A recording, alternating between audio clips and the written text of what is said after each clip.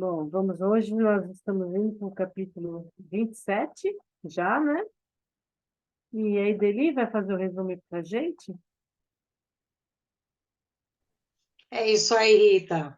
Boa noite a todos. É sempre um prazer muito grande estarmos aqui falando sobre mais uma obra de André Luiz, através de Chico Xavier, que nos traz grande ensinamento. Estamos no livro Os Mensageiros e hoje falaremos sobre o capítulo 27. Antes de iniciarmos o resumo, eu gostaria de lembrar e fazer uma pequena homenagem, um sentimento de gratidão muito grande, que hoje seria o aniversário de Dr. Bezerra de Menezes, médico dos pobres, que deixou grande ensinamento para nós, mais um espírito iluminado que veio trazer tantos ensinamentos, tantos exemplos de bondade, de caridade, de dedicação. Então, um grande espírita e um grande espírito. Receba a nossa gratidão, doutor Bezerra de Menezes, os nossos sinceros abraços e a nossa satisfação imensa de ser compatriota seu, né? Brasileiros. Brasil, coração do mundo, pátria do Evangelho. E doutor Bezerra de Menezes contribuiu e tem contribuído muito para que isso se efetue. Nossa gratidão, hein? Vamos então iniciando o nosso capítulo de número 27. O nome é O Caluniador. Vocês se lembram que o Alfredo, então dirigente aqui dessa casa, ele vinha entrevistando, ouvindo os participantes, né, aconselhando.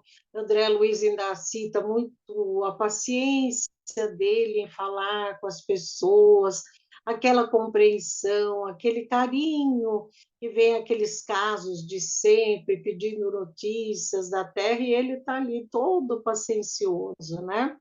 Nesse capítulo, o Aniceto leva-os para um outro aprendizado, sempre com essa intenção de aprendizado, né, gente? Então, vai contando história daqui e dali, para tirarmos os ensinamentos dessas pessoas, desses espíritos, para nós, para o nosso dia a dia, para mudar as nossas atitudes, os nossos pensamentos, os nossos envolvimentos.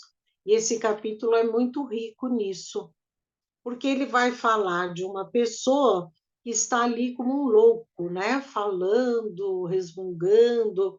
Vão ali, o Aniceto mostra e diz para ele: Como vai, Paulo?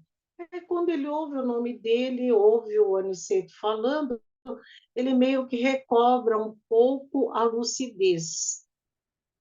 E Aniceto diz, ele diz assim: estou melhorando, estou um pouco melhor, graças, mas não consegue falar.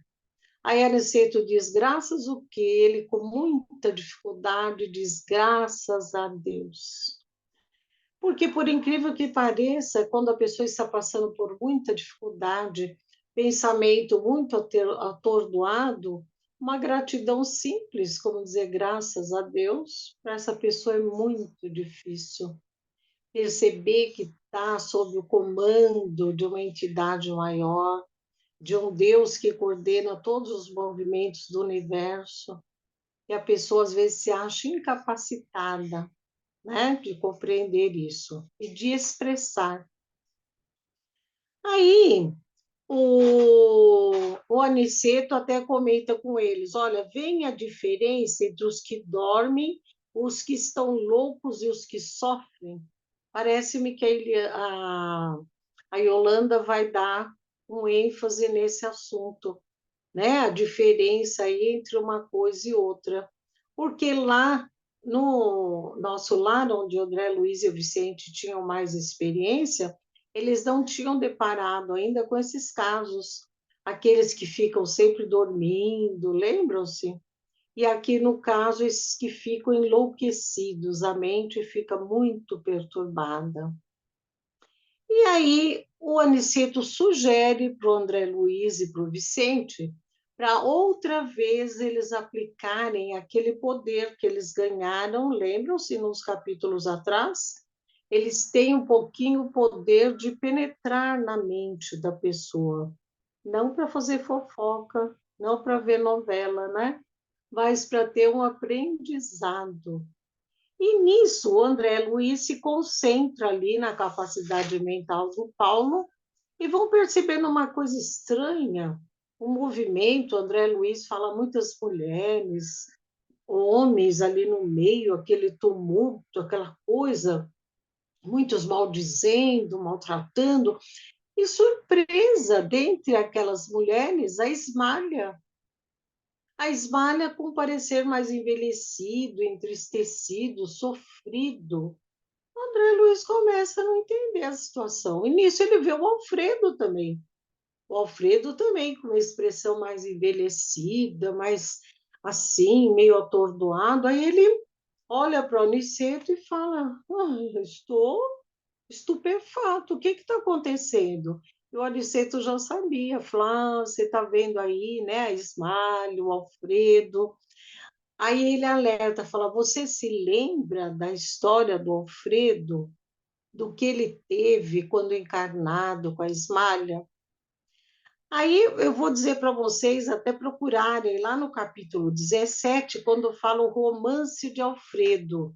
Lembra-se da história? Que ele era casado com a Ismália aqui na Terra, ele trabalhava muito e tinha um amigo interessado nela, mas ela sempre saía fora. Como esse amigo viu que não conseguia nada, ele montou um esquema, né? Falou para o Alfredo que a Ismália o traía, ou montou essa calúnia, como quem diz, ela não vai ser minha, mas também vou azarar com a vida dela. Esse é o Paulo, foi esse caluniador.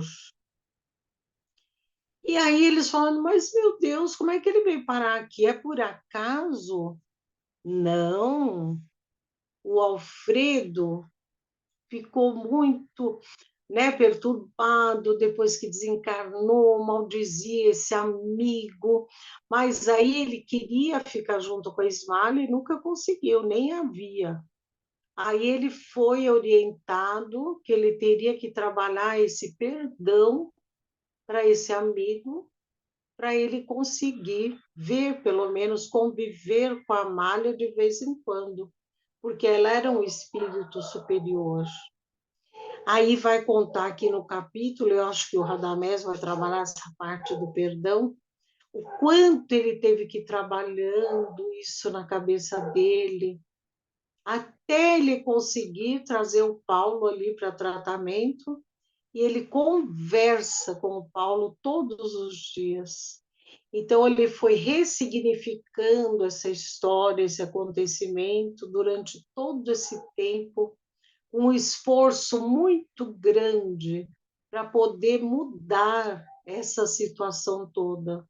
Então, o Alfredo já conseguiu, mas o Paulo ainda está ali trabalhando muito essa situação, porque não é fácil. Tudo que ele fez, todos os lares que ele destruiu, não foi o único do Alfredo. Ele conquistou outras mulheres, ele destruiu outros lares, então ele está ali com muito remorso, né? E trabalhando essa questão da mente dele, mas aqui em Aniceto fala, ele já consegue chorar, ter arrependimento, então ele está ficando mais pronto para essa mudança, porque quando não consegue nem ter compreensão do que aconteceu, ou nem derramar uma lágrima, ainda está muito endurecido o espírito, né?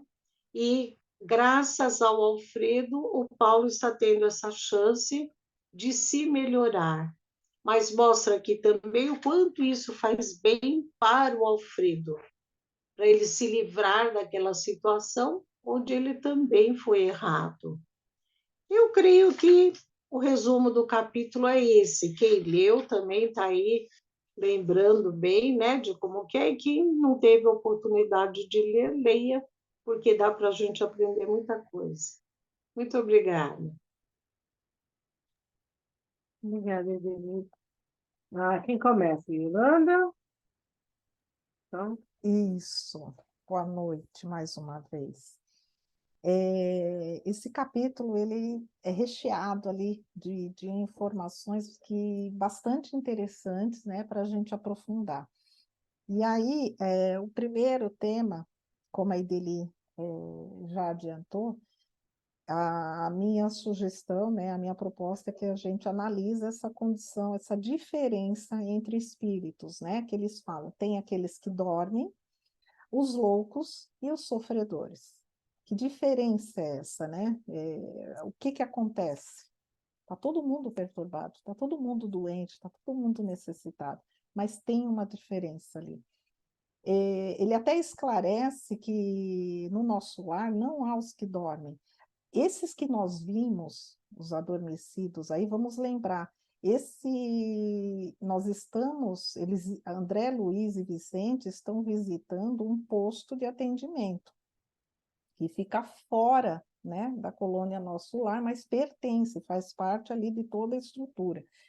E é um tratamento específico. Precisa fazer um trabalho para iniciar o despertamento desses que dormem, que nós estudamos aí nos últimos 2 ou 3 capítulos, né, mais específicos, que falamos do impacto da oração. Mas aqui, especificamente, a gente vai refletir sobre os loucos e os que sofrem. A diferença, basicamente, é a questão de consciência, né? Ele coloca até que os loucos têm uma rigidez de entendimento. É aquela casca grossa mesmo, não consegue absorver. É muito difícil de se trabalhar. Principalmente quando se está ali naquela condição, né, chamamos de monoideísmo, que fica ali obcecado, martelando aquela mesma ideia. Imaginem, vivendo aquilo, respirando aquilo, por um tempo assim longo, há casos de anos, décadas, vivendo aquela condição. E os que sofrem, a informação que vem aqui é que já se encontram em melhoria. E aí o que é bonito, que fala de uma lágrima sincera. Então, o que sofre, ele está realmente vivendo uma dor, não que o louco não esteja ali sob uma dor, mas os que sofrem, eles estão numa condição de consciência melhor, porque estão enxergando essa dor. Os loucos nem percebem essa dor. Estão ali numa condição quase que vegetativa. Não vegetativa, porque eu até colocaria os adormecidos ali nessa condição. Os loucos, eles ficam como se estivessem ali hipnotizados, um sofrimento que eles não sentem que estão sofrendo, mas não sentem nem, não percebem nem a dor, mas a dor está ali. Os que sofrem realmente estão nessa condição porque a dor dói. Eu sei que dói, está doendo. E aí fala que esses é o que estão em melhoria. E o Aniceto coloca que essa lágrima sincera, ele é bendito sintoma de renovação. Sintoma, já é um sintoma, já tem ali, né, um indício de que há uma renovação em andamento. Ouvindo o Dr. Sérgio Felipe de Oliveira, ele fala de uma frase de Viktor Frankl, que é aquele psicólogo, né, psicanalista que trabalhou com o Freud, e Viktor Frankl disse o seguinte, que a doença é o sofrimento sem sentimento, sem sentido, desculpa, sem sentido. Então, se dói e não encontra um sentido, adoece. Então, a doença é um sofrimento sem sentido. Então, está sofrendo, ainda que não compreende qual a razão daquele sofrimento, daquela dor, adoece. Então, o Dr. Sérgio Felipe, ele fala que quando há sentido no sofrimento, há uma renovação. O que a Aniceto acabou de falar nesse capítulo. Aniceto, voltando, fala que A lágrima sincera é um bendito sintoma de renovação. Então, a gente começa a perceber, a compreender de que nós temos uma condição positiva diante do sofrimento. E é natural ainda no nosso meio, né, na nossa condição, a gente querer fugir do sofrimento. Porque, na verdade, a gente quer a felicidade, a gente quer a alegria, a gente não quer sofrer. Mas o sofrimento já tem ali, né, já está indicando essa renovação. Então, é importante a gente olhar uma simples frase, renovação em andamento, e enxergar essa renovação em cima do nosso sofrimento. E aí, mais uma observação, o sofrimento e a dor. Nós vamos chegar numa condição de que esse sofrimento, ele, por estarmos ali conquistando uma consciência da importância dele no nosso desenvolvimento, ele já vai se tornando ali, costuma-se dizer, né, que o sofrimento ele também é uma opção. Você sofre por opção. Como sofre por opção? Estamos aqui no mundo imperfeito, de provas e expiações, está todo mundo passando por uma tormenta.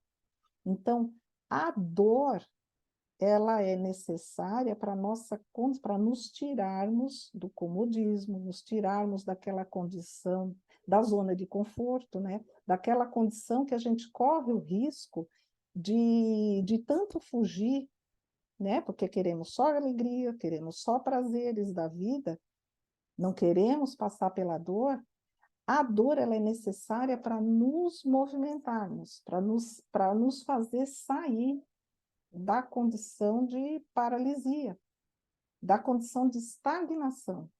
Porque quanto mais eu fujo de encarar a dor, mais eu me coloco nessa condição estagnada. Eu não evoluo. Vamos lembrar, o Espiritismo ele esclarece essa condição de nós. Nós não regredimos. Não regredimos. Tudo que conquistamos é nossa bagagem, conquistamos até hoje, faz parte da nossa bagagem. Nós vamos carregar adiante. Nós só precisamos encarar. Eu vou carregar a mesma bagagem, a mesma condição de entendimento, né? Ainda que mínima, a mesma. Eu não vou progredir, não vou dar um passo para sair do lugar que eu estou. Então, a dor, ela é essa condição de fazer a gente buscar esse um passo, ir adiante. Ela é necessária. E aí a gente começa a refletir, buscar pontos de dor que passamos, ignoramos no sentido de que não observamos, não damos atenção. Mas vou fazer colocar só um exemplo para a gente buscar, e aí fica a reflexão de buscar essa expansão. A gente olha, por exemplo, uma crisálida, né? Aquela lagarta que se colocou ali num casulo. Esse processo, será que não houve uma dor ali, desse movimento? Ah, ela estava buscando um cantinho ali para se proteger, então não, foi prazer. Ok, vamos lá. E para sair a borboleta, descolar aquelas asas, aquele organismo, conquistar aquele espaço, porque dentro daquele casulo, dentro daquela condição, devia estar apertado.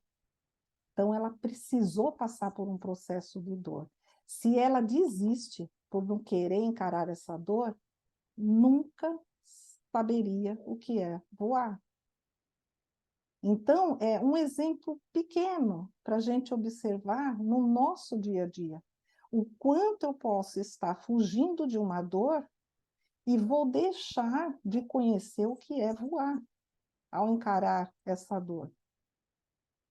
E aí a gente começa a pôr sentido nessa dor, sentido nesse sofrimento. Ah, mas ainda é difícil eu enxergar. Então, o Viktor Frankl, ele precisa nos responder, ok, como é que eu sei qual é o sentido da minha dor? Nós espíritas cremos que estamos em evolução constante. Se eu fujo da dor, eu vou estagnar. Então, eu quero evoluir, eu preciso encarar essa dor. Mas tem muita dor que fica difícil, a gente não consegue compreender o sentido dela. O primeiro passo já é compreender que há um sentido.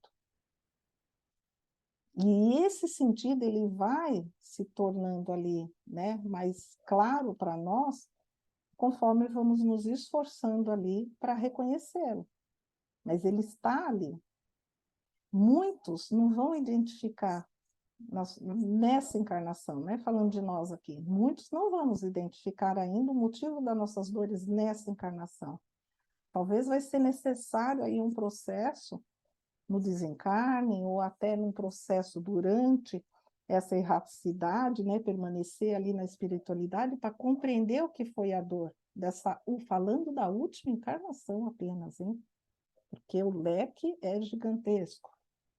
Então, o tempo de compreender esse sentido, ele é intransferível, é pessoal, é de cada um, porque é de acordo com a condição de cada um.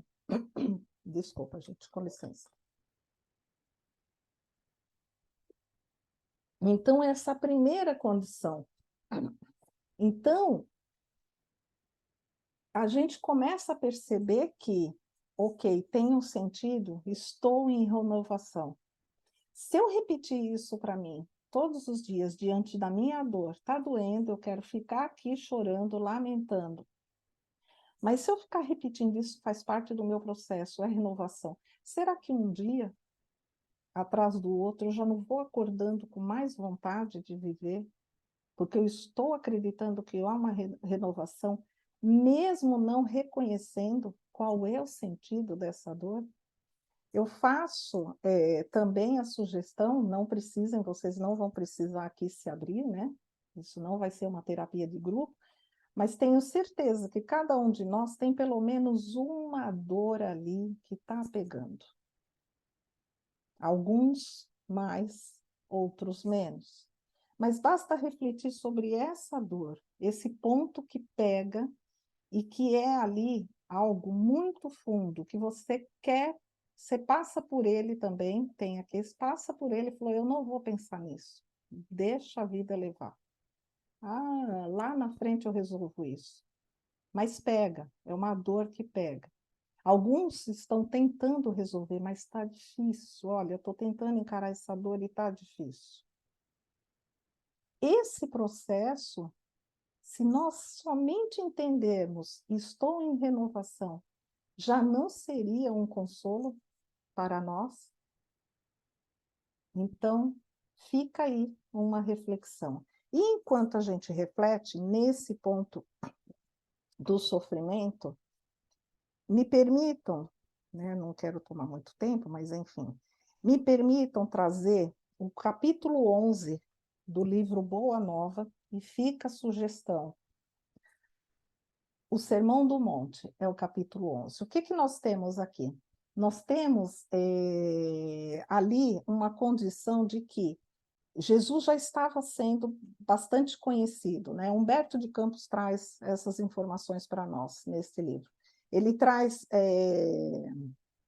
Jesus ali já tem o seu nome divulgado, os milagres, não é? Já estavam ali sendo difundidos, então as multidões já estavam procurando Jesus.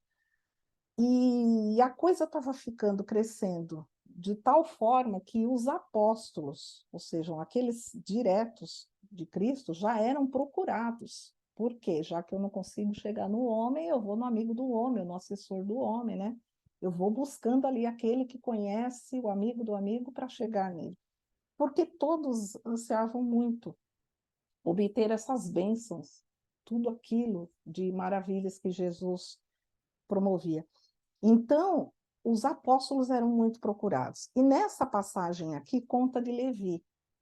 Levi, depois, Mateus, Levi, ele era coletor de impostos. Então, um homem que tinha uma situação econômica ali bastante tranquila. Depois a gente fala sobre por quê, se sobrar tempo, a gente fala dos coletores de impostos. Então, ele estava ali ainda enquanto Levi, ele estava no início do apostolado dele. Então, eram os primeiros momentos dele ali trabalhando com Jesus. E aí Levi foi procurado por um grupo de necessitados. Esse grupo já tinha ouvido, né, Cristo falar,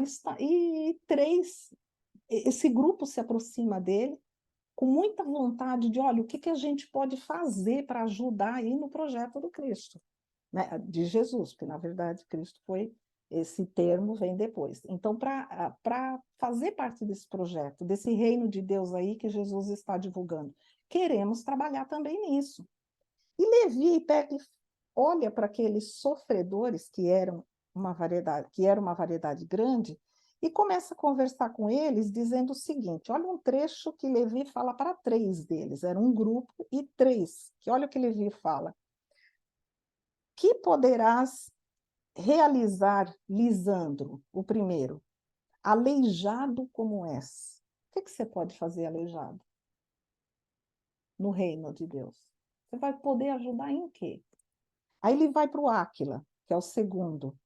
Áquila, você também não vai ter condição de ajudar. Você não foi abandonado pela própria família, não está aí largado, você não tem nada para contribuir, está na lama. O terceiro, que é o Pafos, ele diz assim para Pafos: Pafos, acaso edificarias você, né, alguma coisa com as tuas atuais aflições? Com tudo que você está carregando aí de problema, Pafos, você vai conseguir trabalhar, cooperar aqui nesse projeto? Esse grupo ouviu isso e aquele balde de água fria, né? Eles estavam ali tão motivados de terem escutado tudo que Jesus falou, e foi aquele balde. Eu falei: nossa, nós somos miseráveis mesmo, não temos nada para contribuir.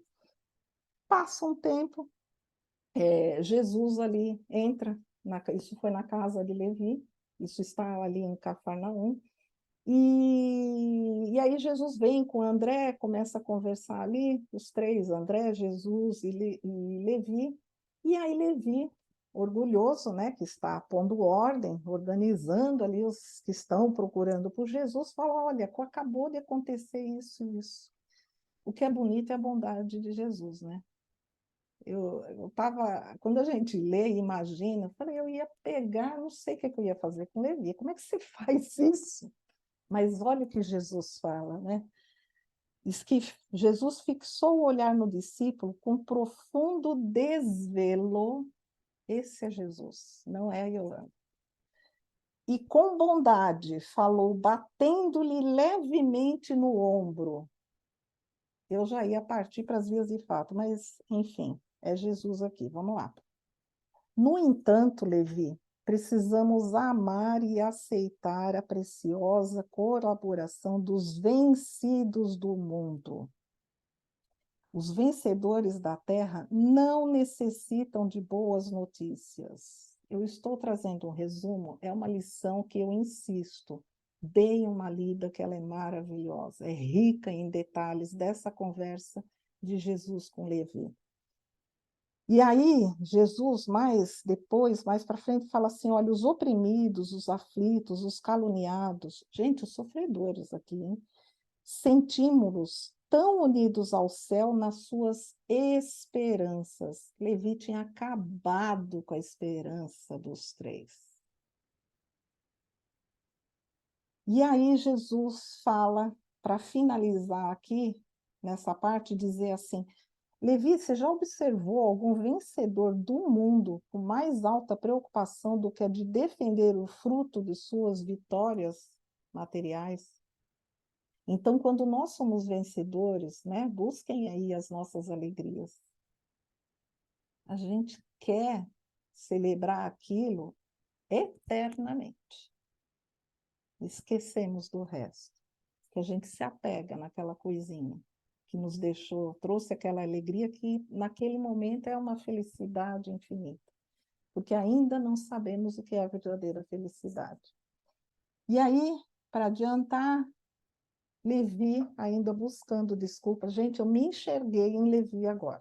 Agora eu não sou aquela que queria matar o Levi, eu sou o próprio Levi. O Levi diz assim: Senhor, minhas observações partiram tão só do meu intenso desejo de apressar a supremacia do evangelho entre os que governam o mundo. Eu quero acelerar o projeto, entendeu? Eu sou coletor de impostos, eu sei organizar planilhas, tabelas, eu vou fazer aqui, né, usar de toda a técnica, um grafo, a gente vai progredir, evoluir, já sei as frentes que nós vamos agir.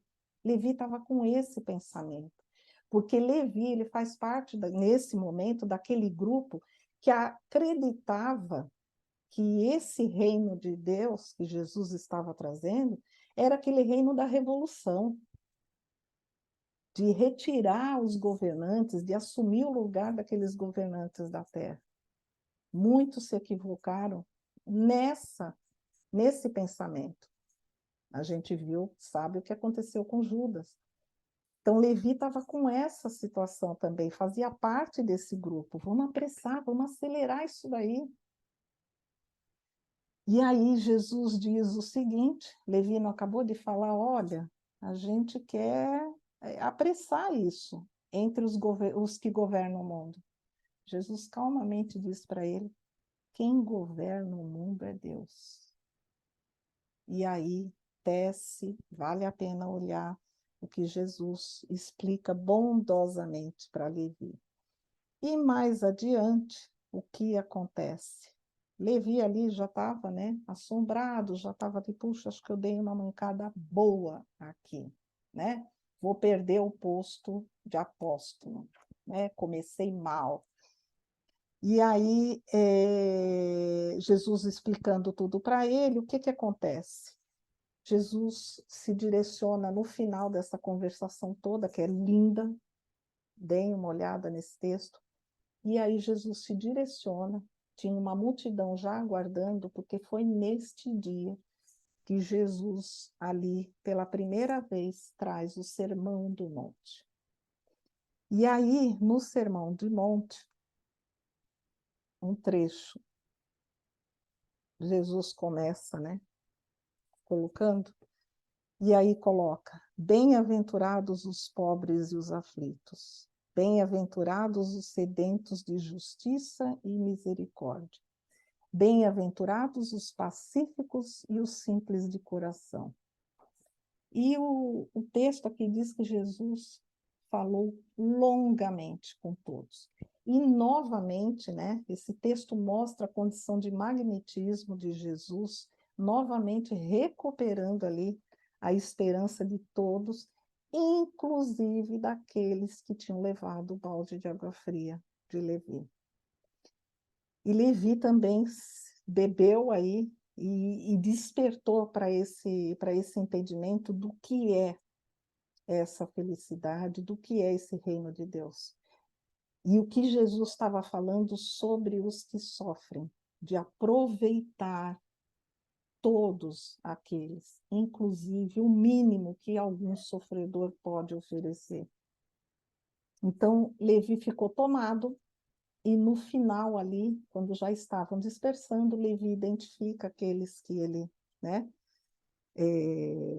conversou lá no início, e foi lá, abraçou eles, reencontrou eles, quer dizer, Levi, a partir daí, deu uma virada na sua jornada, no seu entendimento, e daquele dia em diante, começou a receber os sofredores com o coraçãozinho mais quentinho, dessa vez. Então, é uma passagem belíssima, falando dessa condição. E aí, como a Ideli falou, agora trazendo para o Brasil, né? Trazer para a nossa realidade, para um entendimento ficar um pouquinho mais próximo daquilo que a gente pode aplicar no dia a dia. Brasil, coração do mundo, pátria do Evangelho. A Rita e o Carlos sabem o quanto essa obra me emociona. E eu já estou ficando emocionada de novo, só de mencionar. Mas por conta da importância que ela tem no entendimento de que estamos buscando uma felicidade que não é deste mundo. O reino de Deus não é daqui. E Jesus foi muito claro quando ele diz que o reino de Deus ele se fará no coração indivíduo a indivíduo. E por que que a gente briga tanto? Principalmente quando a gente analisa a condição dos nossos governantes. E eu falo, gente, porque eu sou daquelas que briga tanto com a condição dos nossos governantes. Alguns me conhecem.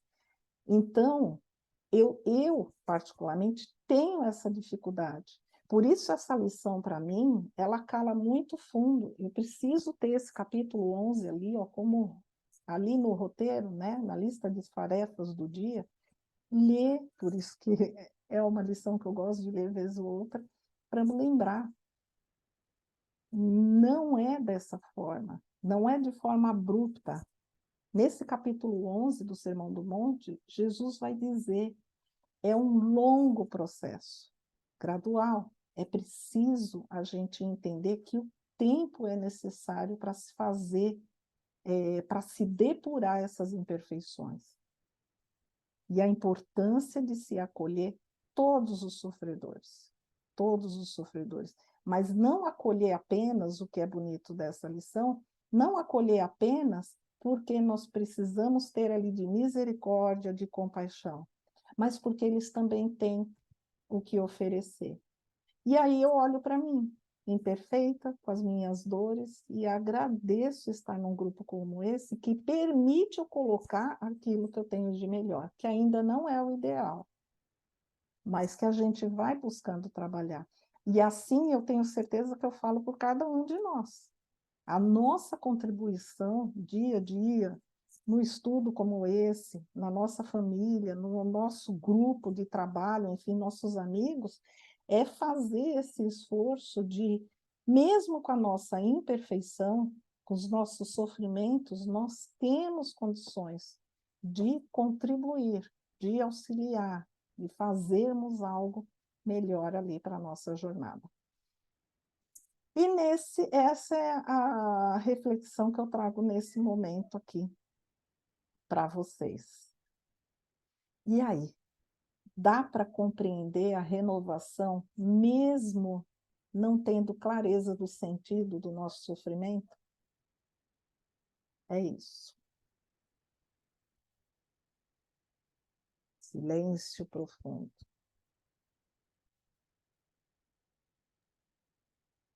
Alguém gostaria de fazer algum comentário? Podemos passar para o próximo? Tá processando. Processando, vamos processar. Yolanda, Oi. você falou uma frase aí interessante, né? Sobre essa lição da Boa Nova. Quem governa o mundo é Deus. E várias culturas, né? Elas dizem o seguinte, que as leis que existem no universo, elas são os braços de Deus.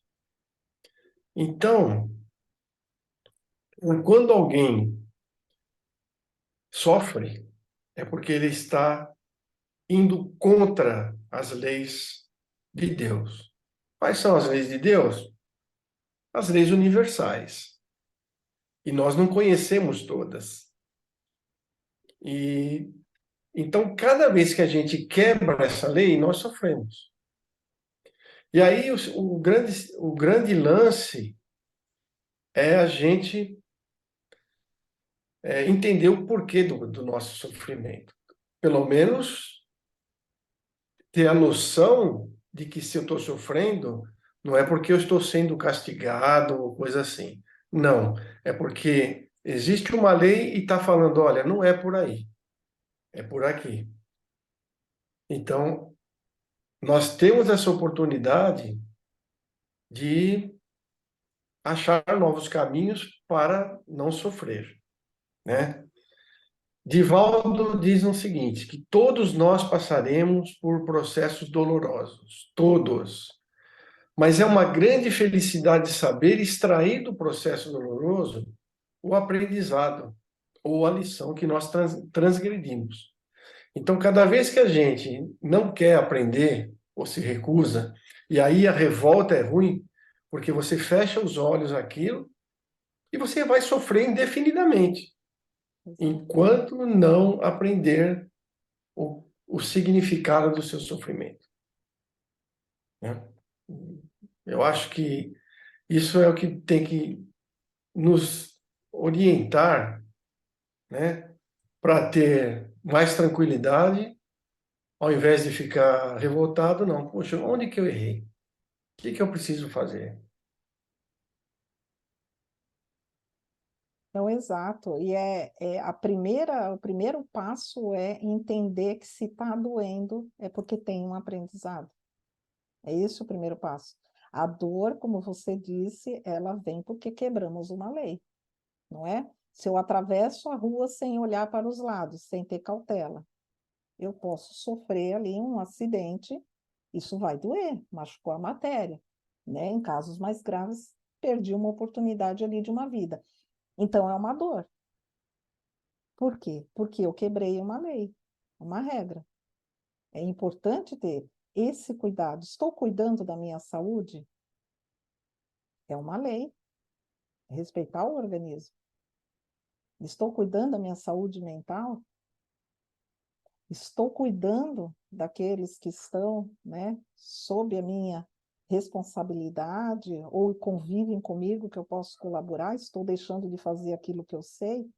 Então, aqueles que sabem mais, aqueles que muito foi dado, mais serão cobrados, né? Então, enfim, precisamos compreender o ponto que isso eu creio que num grupo como esse nós já temos até uma certa clareza, né? Tem um entendimento. O ponto é, o que eu faço quando eu não enxergo ainda? Que lição é que eu tenho que aprender? O que eu faço? Não enxergo. Tá repetindo, repetindo, eu não sei que sofrimento é esse. Eu estou com uma doença aqui, eu estou com um problema com um parente, um familiar, eu estou com um problema econômico, eu estou com um problema. Enfim, que dor é que eu tenho? E observar. Não enxergo qual é a lição. O primeiro passo não é já sair enxergando, mas você compreender. Está doendo? Tem algo para ensinar ali. E talvez pelo menos é o exercício que eu faço para mim, o primeiro exercício é paciência. Porque se não compreende hoje, um dia com certeza virá o esclarecimento do porquê daquela dor, não é? Alguém mais? Bem, rapidamente eu vou falar ali, trazer uma reflexão, que aí depois o Radamés vai falar sobre um tema que talvez complemente isso que eu vou falar. Nessa lição tem ali sobre o campo interior, né?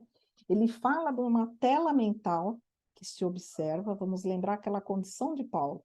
Ele estava ali, quando foi observado o seu campo interior, criações íntimas de nossas almas.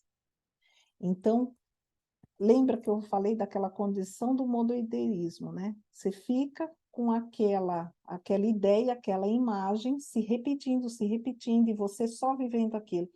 Nós mesmos, algumas vezes, passamos por isso. Às vezes, quando nós temos algum problema, vou dar um exemplo, um problema com algum colega de trabalho ou algum familiar, a gente passamos por uma situação, uma discussão com eles. Quantas vezes repetimos, contamos para alguém sobre aquele evento? A gente fica ainda, a gente vai dormir, a gente toma banho, fala, mas ele disse aquilo, mas eu deveria ter respondido aquilo outro, mas ele foi, não é desse jeito. A gente fica remoendo e vivendo, isso é um perigo para nós, é uma observação para se fazer. E o exemplo maravilhoso que ele trouxe, né, nesse capítulo, o caluniador, capítulo 27, quando ele fala da ideia de Jesus na cruz. Eu trabalhei com um judeu, não estou dizendo que todos os judeus são assim, tá? Eu trabalhei com um judeu que ele uma vez, numa situação, né, ele viu uma imagem aquela imagem da cruz com Jesus ali na cruz. E ele pegou e falou assim, os cristãos, eles se autoflagelam, eles gostam de sofrer. E aí ficou aquilo, todo mundo olhando como assim, né? Ele falou assim, vocês gostam de ficar olhando para essa imagem? E esse sofrimento, né, do erro que foi cometido do que foi feito com ele. E quando eu li essa passagem aqui, que fala, né, do crime coletivo, é bem isso. Então, darmos uma atenção do que representa até essa simples imagem, que não é simples, sabemos da profundidade, né, o ensinamento que tem a crucificação de Cristo, mas o quanto essa condição, essa imagem fica no nosso íntimo, na nossa mente. Eu fico particularmente, uns anos atrás, eu comecei a observar que cada vez menos, na época de Páscoa, né, no sábado de Aleluia, se deixava ali cada vez menos a tal do evento Malhação de Judas. Porque quando eu era criança, se via ainda, né, alguns eventos, e aquilo já me chocava, porque eu falei, meu Deus, né, aquilo é... E muitos já estavam ali, faziam, participavam, mas naquela condição meio desconfortável. E aos poucos nós fomos perdendo isso. Um ponto positivo para a nossa condição, né? Isso já passou, já foi, e estamos ali condenando, né, um espírito que já tem ali, que passou por uma dor já grande, a gente precisa estar relembrando aquilo. Então, é importante a gente observar essas condições do campo interior, do que nós estamos ali na nossa mente trabalhando, uma imagem fixa, essas imagens menos felizes, né? Essas imagens que mais depressionam, que mais nos colocam numa condição oposta àquilo de renovar, de vamos adiante. Por exemplo, num relacionamento. Quando briga ali num relacionamento, fica sempre aquela condição de que, a pergunta, quem vai dar o primeiro passo? Eu não vou. Eu estava certo, então ele que venha falar comigo, pedir perdão, porque eu não vou. Mas fica ali, naquele silêncio, né, aquela condição. A gente precisa dar esse primeiro passo. Vamos apagar, já foi, errou, errei, vamos adiante, o que a gente faz? Então, dando exemplos do nosso dia a dia, de como a gente deve observar a nossa consciência, os nossos pensamentos, aquilo que está martelando, aquilo que fica fixamente. Porque não estamos falando aqui daquela condição, pensei mal de fulano agora, mas eventual, a nossa condição imperfeita, a maledicência, a nossa condição ainda tem dessas escorregadelas. O problema é quando isso se torna constante e crescente. Quando nós vamos percebendo cada vez mais estamos falando menos, né? Pensando de uma forma depreciativa menos, a coisa já está, né? Não, chega, não quero pensar sobre isso, vamos passar. Nós temos que observar o quanto estamos nos afastando mais dessa condição menos feliz. Esse é o ponto.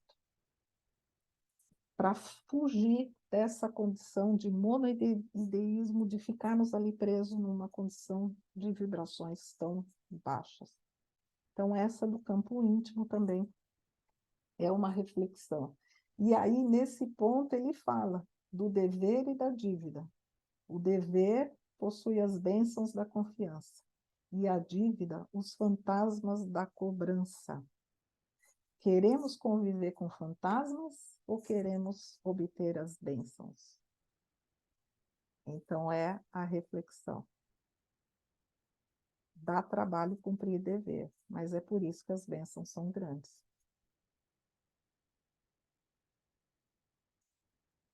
É isso. Se alguém mais quiser trazer comentário, Rita, podemos passar para o Radamés.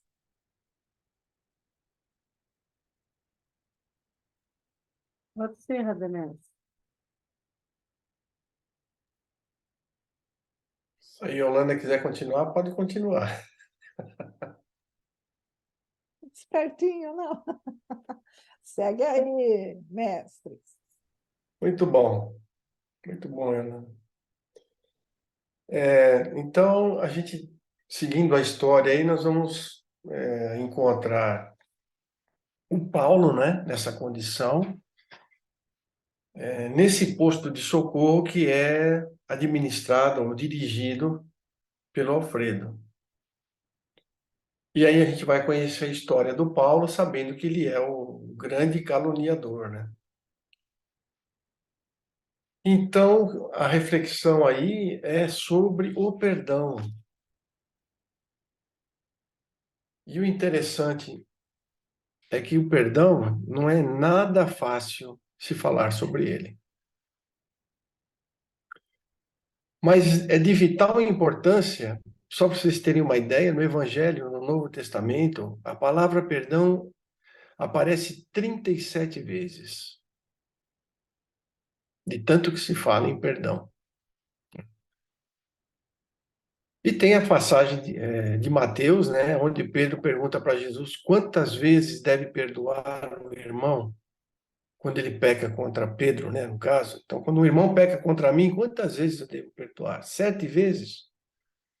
E Jesus diz, não digo 7 vezes, mas até 70 vezes 7 vezes. Para cada falha. Faltou essa pequena palavrinha no Evangelho. Então, não tem saída, né? E o interessante é que um dia conversando, eu tinha estudado para falar sobre o perdão há muito tempo atrás, lá no centro. E tinha uma diarista, uma moça que ajuda a fazer a limpeza aqui em casa, muito simples, veio lá do sertão da Bahia, malemar tinha escola, mas uma sabedoria nata muito grande. Mas conversando com ela, e ela estava contando um caso sério lá que estava acontecendo com a família, e eu estava falando sobre o perdão para ela. E ela falou assim: Ah, muito bem, tem que perdoar, né, senhora Adamés? Eu falei: Tem. Aí ela falou assim: Aonde eu acho esse botão para apertar? Seria muito fácil, né? Onde que eu aperto o botão? E nós vamos ver aqui na lição que não é bem assim. Não tem o botão para apertar. O botão que nós vamos apertar é a nossa vontade. É de querer sair do lugar comum, né? E aí nós vamos ver todo um processo aqui que o Aniceto vai explicar que o Paulo teve que fazer, né? Mas só para lembrar, né? No dicionário Wise, perdoar é o ato pelo qual uma pessoa é desobrigada de cumprir o que era de seu dever, por quem devia exigi-lo. Então, ela está desobrigando alguém de cumprir alguma coisa. Mas Joana de Ângeles também fala o seguinte, né, que o perdoado é alguém em débito. É o que a Yolanda falou da dívida.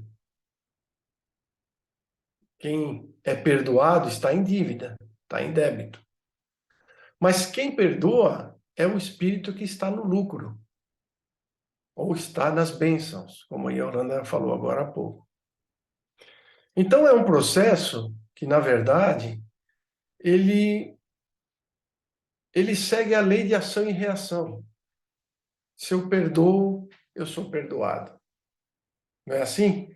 Pelo menos nós, nas nossas preces diárias, né, a gente fala lá: Pai, perdoa as nossas ofensas na medida, ou assim como, isso é uma condicional, é uma condicionante. Então, perdoa as nossas dívidas, assim como eu perdoo aqueles que me ofendem. Só que a gente não quer perdoar, mas quer que o Pai nos perdoe. É uma questão complicada. Então, a gente tem que entender que, além de tudo, é lei universal, ou seja, é lei de ação e reação.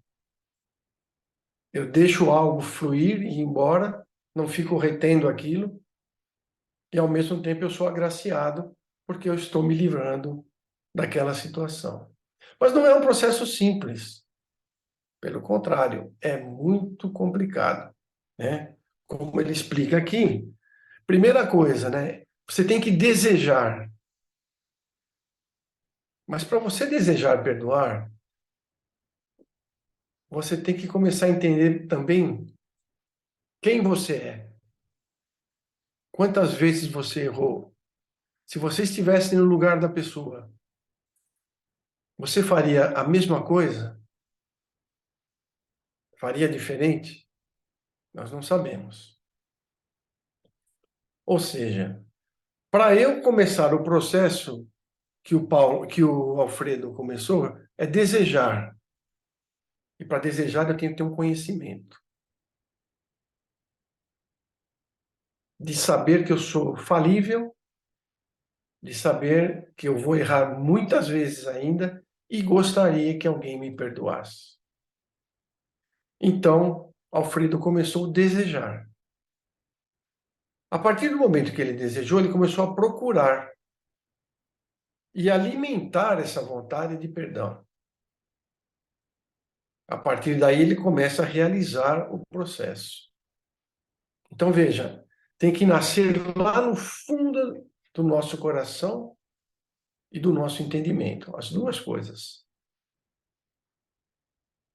Às vezes vai demorar muito. Vai depender de cada um de nós, né? Temos que entender que o inimigo de hoje, aquele que nos feriu, ele pode ter sido uma vítima do nosso passado lá atrás. Eu posso ter ferido ele também. Nós vemos isso aí nas manifestações dos espíritos, nas nossas sessões mediúnicas. Não sei se todos aqui acompanham algumas reuniões mediúnicas, mas é o que a gente mais vê. O espírito chega lá cheio de querendo vingança contra alguém, e quando você vai analisar a situação, ele foi o que errou primeiro. E a partir de que ele toma contato com isso, ele já começa a mudar de posição, começa a mudar e achar que ele não deve realmente levar a cabo essa vingança que ele quer. Porque, na maioria das vezes, ele fez algo, quebrou alguma lei, prejudicou alguém e hoje ele está passando por aquela situação que faz parte da lei de retorno. Então, esse inimigo de hoje ele pode ter sido uma vítima do nosso passado. E também, o que ele poderá ser nas nossas próximas vidas? Nós vamos ver aí que Ismália faz de tudo para inserir Paulo no núcleo para que seja redimido toda essa situação complicada que foi criada. Então ela vai conversar com uma das mulheres que foram prejudicadas, né, pelo Paulo, para que ela ceda a vez a ele para o encarne, o reencarne. Então, o inimigo pode ter sido alguém que nós prejudicamos e esse mesma pessoa pode vir a estar conosco na próxima vida.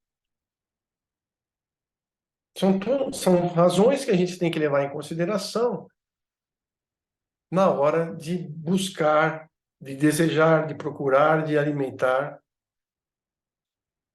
o processo de perdão. E creio que Alfredo partiu por essa linha, né?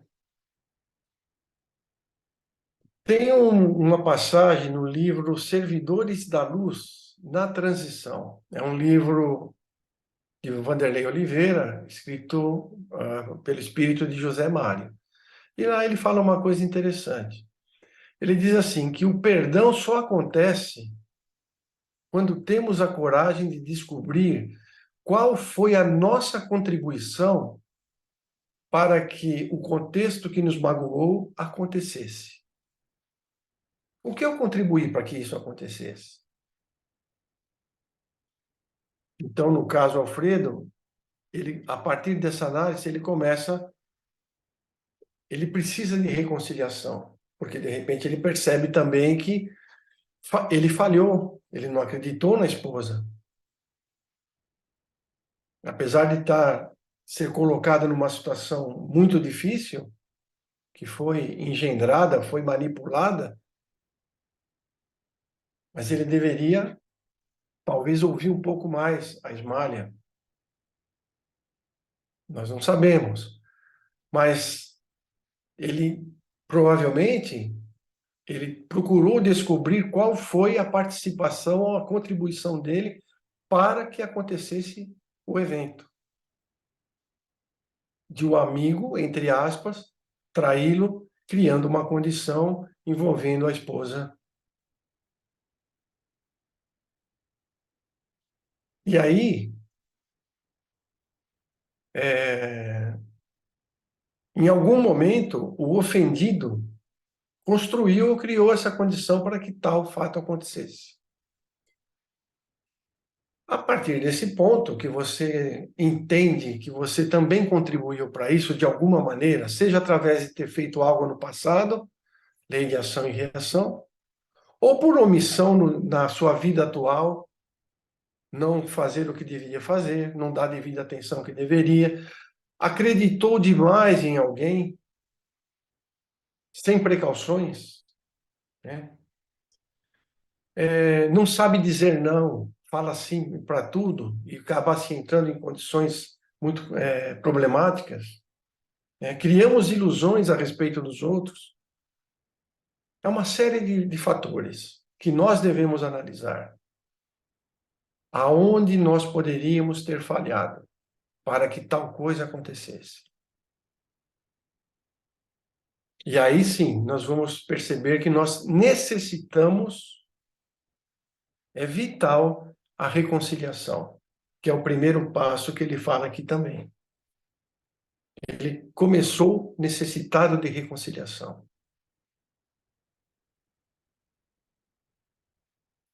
Porque ele entende que ele tem parte no processo. Ele não é uma vítima.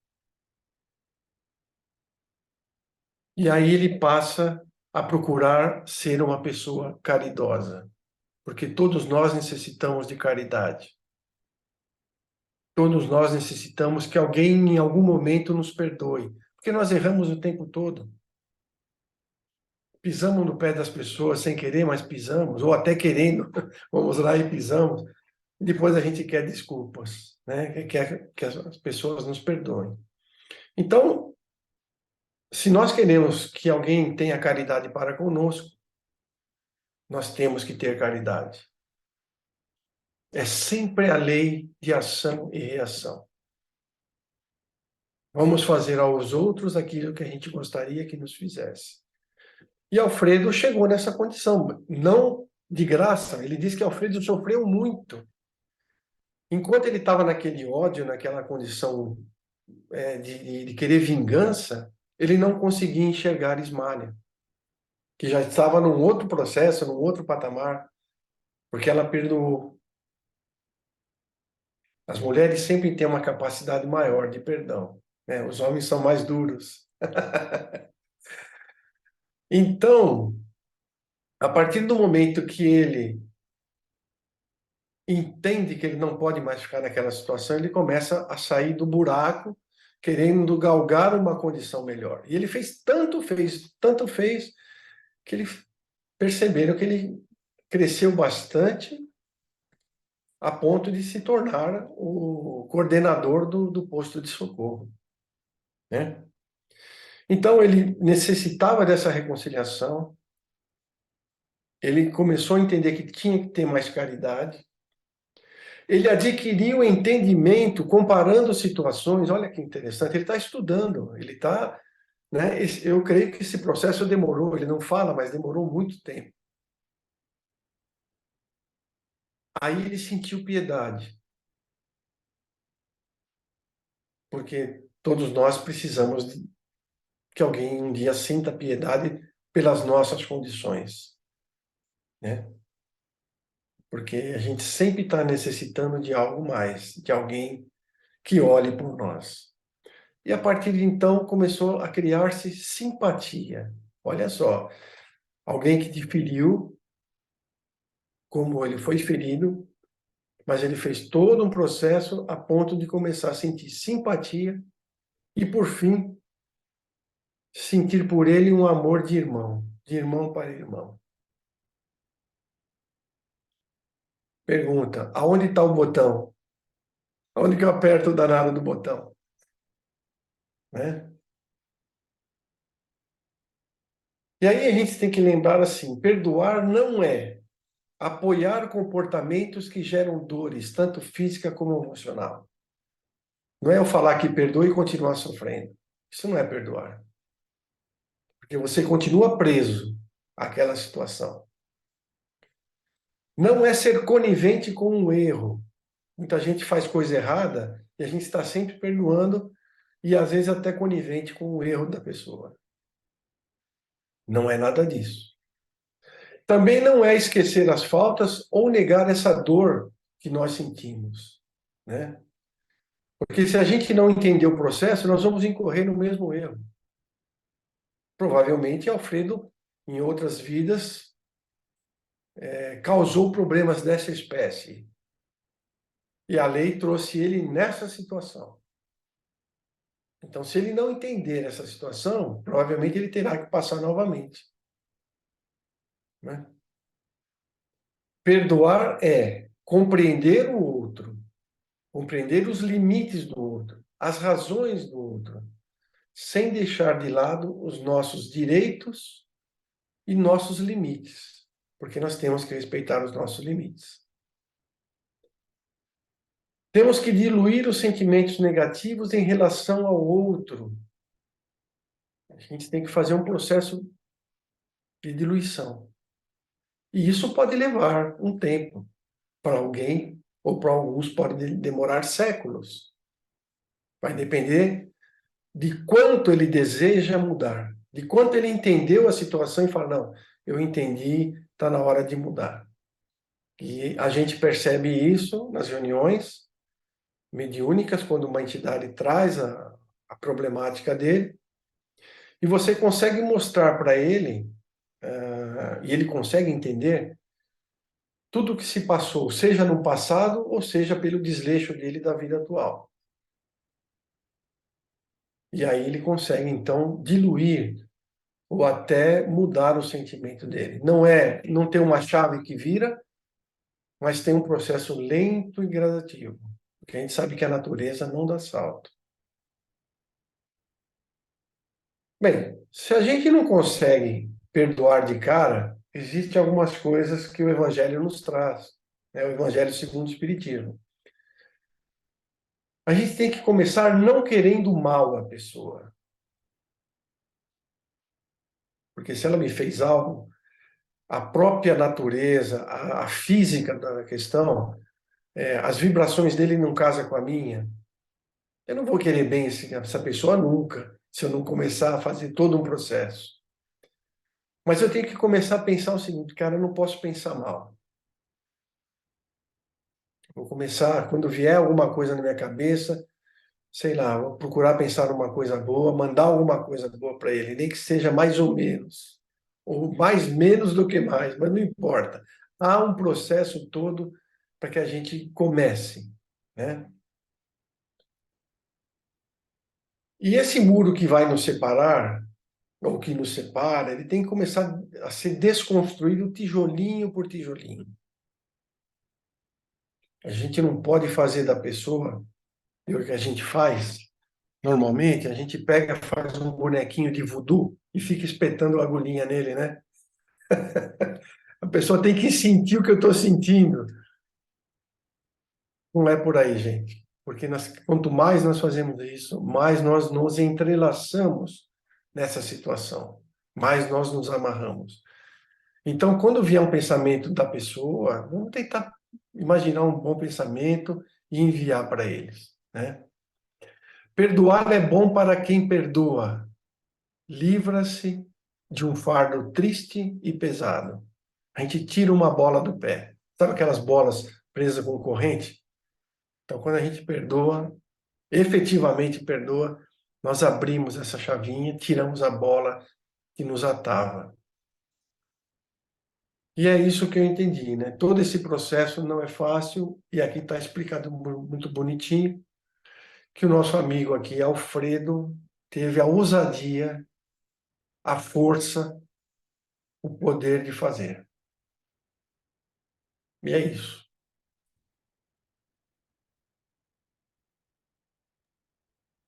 Contribuições?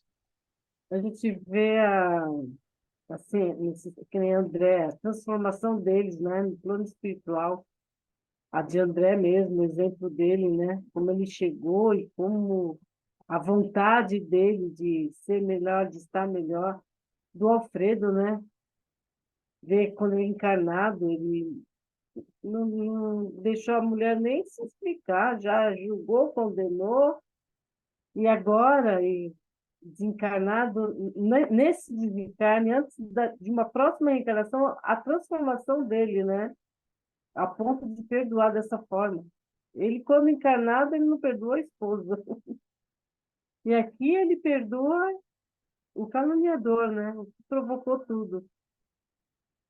Eu acho interessante a força, essa vontade, né? Tanto de André como de Alfredo, da transformação, né? Numa existência só. Alguém mais? Eu acho, né, que a, isso que a Yolanda falou da dor, ela tem que trazer uma transformação na pessoa. E o perdão, ele causa muita dor, porque você tem que realmente pensar no outro como um ser que te traz alguma coisa errada em você, né? Qual foi sua participação nisso? Por que essa ofensa? Então, analisar tudo isso traz uma dor muito grande. E a gente deixar de ser vítima para se perceber igual ao outro. Que foi que o outro viu em mim, né? Que brecha eu dei para ver essa ofensa. E aí essa dor muito grande, ela vai trazer uma transformação lá como a borboletinha mesmo, né? Então a gente percebe que o perdão é um processo. Ele não tem um botãozinho mesmo que liga e desliga, não tem um milagre que faça. É todo um processo, né? De você analisar qual foi a sua participação na questão, o que será que você tem para ser mudado, que o outro te alertou e que dói tanto, porque você ainda prefere jogar a culpa no outro do que aceitar que o defeito também você tem esse defeito, né? Realmente você tem isso, o outro não falou à toa. Então é um processo doloroso, né? O perdão, ele traz uma transformação muito grande, por isso que a gente tem que procurar, né? Essa transformação, encarar a dor de frente e ir procurando resolver. O grande exemplo aí, né, do Alfredo, é o que a Rita falou, né? Ele que não era capaz nem de perdoar a esposa, que ele tanto amava, no fim foi ter que aprender a perdoar esse antigo amigo, né, que acabou se tornando inimigo. Mas, como o Radamés falou, ele teve que pensar qual foi a brecha que ele deu, o que, que ele poderia ter feito, né, e não fez. Isso cabe a todos nós, né? Nas pequenas, nas grandes ofensas. É isso aí. Perdão é todo um processo difícil de se elaborar. E não tem um botãozinho, né? A moça falou uma coisa bem assim.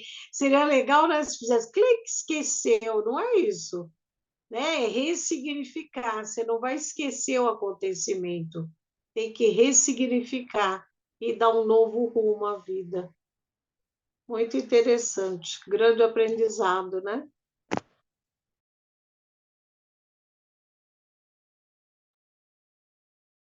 Alguém mais quer colocar alguma coisa? A gente vê a sinceridade de Alfredo no perdão. Logo no começo, quando eles vão visitar o Paulo, ele está enlouquecido, está agitado, e o Alfredo só fala, como vai, Paulo? E ele já calma. Então, a gente vê aqui que ele emite, né, através de uma pergunta, uma energia tão calmante, tão salutar para o Paulo, que o Paulo já se acalma. É como se ele estivesse dando um remédio para o Paulo. Então, a gente vê, é um perdão sincero, né? Porque para ele trazer essa energia, tem que ser sincero, senão não ia sair nada dele, né? Então, olha que interessante o que é, né? O que é o amor, o que é desenvolver realmente o perdão, né? Uma frase acalmou o inimigo dele. E a gente, difícil, né? Falar uma palavra amiga para alguém que fez algo para a gente, né? E aí? Mais alguém? Quer falar mais alguma coisa? Tem alguns minutos ainda. Não? Falar nada, Yolanda? Falou tudo? É sacanagem, né? Eu estou aqui pensando como é uma pedagogia tão maravilhosa que a gente ainda não tem dimensão. Onde eu quero chegar? A gente olha para o Evangelho de Cristo e fala, mas foi fácil para Cristo, afinal de contas, é Cristo. Então, para ele, isso já é natural. Para nós, resta estarmos aqui rastejando, né, e tentando se salvar. Mas é tão maravilhoso que ele vai enviando, né, alguns emissários mais próximos de nós, com condições de mostrar como se faz. Então, nós temos, né, eu gosto de lembrar, Madre Teresa, Irmã Dulce, né, Chico aqui, você vê tantos outros aí. Mas aí você olha e fala, mas eu ainda estou longe de Chico, ainda estou longe de Irmã Dulce. Analisa Alfredo, então, que está próximo daquilo que a gente comete todos os dias. Né? Então, olha aí, um bem mais próximo, que caiu, né? Cometeu ali erros que a gente comete, então está bem próximo de nós, e a virada, né? A volta que ele deu, a renovação que ele passou. Então, olha o exemplo próximo de nós, para citar um, porque o próprio André Luiz é um exemplo. Aliás, a obra de André Luiz mostra vários desses exemplos bem perto da gente, de renovação e nos dizendo, olha, aquilo que o Radamés lembrou, o botãozinho que a gente está buscando é esse da vontade. Você quer? Tem certeza que você quer? Você está desperto, você está dormindo, você está num transe aí? Porque se você não tiver nenhuma dessas condições, está sofrendo, então você está ali consciente desse sofrimento, tem vontade, quer sair dessa lama, é a vontade. Botou esse primeiro passo da vontade, o resto segue. Mas, bem lembrado, é um processo longo. Até nessa Boa Nova, o Radamés estava falando, eu falei, poxa, tem uma frase de Jesus, quando ele estava falando ali com Levi, ele diz o seguinte, até que a esponja do tempo absorva as imperfeições terrestres, diante de séculos de experiência necessária. Esponja do tempo absorva as imperfeições terrestres diante de séculos de experiência necessária. E a gente quer resolver tudo em uma encarnação só e alcançar o reino de Deus amanhã. Aliás, qual é o botão mesmo? Então, assim, a gente precisa trabalhar essa paciência e essa clareza de entendimento mesmo do que é o reino de Deus. Aí uma vez eu comentei lá no centro onde a gente participa, eu falei que Deus não precisava perdoar porque ele não se sentia ofendido. Aí muita gente, quando eu disse um espírito evoluído, um espírito de alta hierarquia, não perdoa, eu fiz de propósito. E muita gente ficou não concordando. Mas só tem que perdoar quem se sentiu ofendido. Esse é o entendimento. Né? Então, Deus, o próprio Cristo, como você está colocando agora,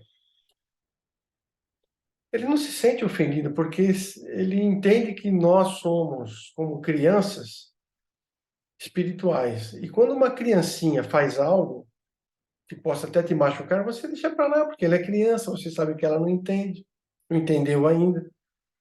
E eu penso que isso acontece exatamente com os nossos superiores aí, que falam, mas, poxa vida, ele não entendeu ainda. Ou deixa para lá.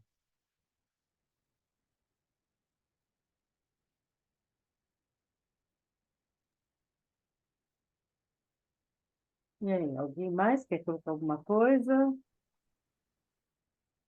Tá tudo bem? Vai fazer que nem eu, que durante a noite eu ia ficar pensando, pensando, pensando, para puxa vida. Devia ter perguntado isso. né? Quem anda rabiscando o livro, fazendo as anotações, né? Alguma anotação aí que está remoendo? Não, tá tudo Não, tranquilo. tá tudo em paz. Perdoar é fácil. Tranquilo. Podemos encerrar, então? Quem gostaria de fazer a prece? Quem está inspirado depois de aprender com o Alfredo como perdoar? Qual é o manualzinho? Não tem botão, mas tem um manual. Não é? Mas ele, Isso. Vamos assim, com muita alegria, por termos tido a oportunidade de aprender cada vez mais com essas obras magníficas trazidas pelo nosso grande Chico Xavier, essa contribuição maravilhosa de André Luiz para o nosso aprendizado, e os nossos colegas aí que se empenham em pesquisar, em buscar, a noite de hoje é Yolanda, Radamés, nossa gratidão a todos e principalmente a Deus, nosso Pai, Jesus, nosso Mestre, que nos proporciona momentos de lucidez, de aprendizado, que nós possamos estar cada vez mais atentos a essas oportunidades que trazem tanta luz ao nosso caminho. Que possamos passar uma quinzena maravilhosa, estudando cada vez mais e nos preparando para as próximas reuniões e aplicando na nossa vida cotidiana. Que assim seja, graças a Deus.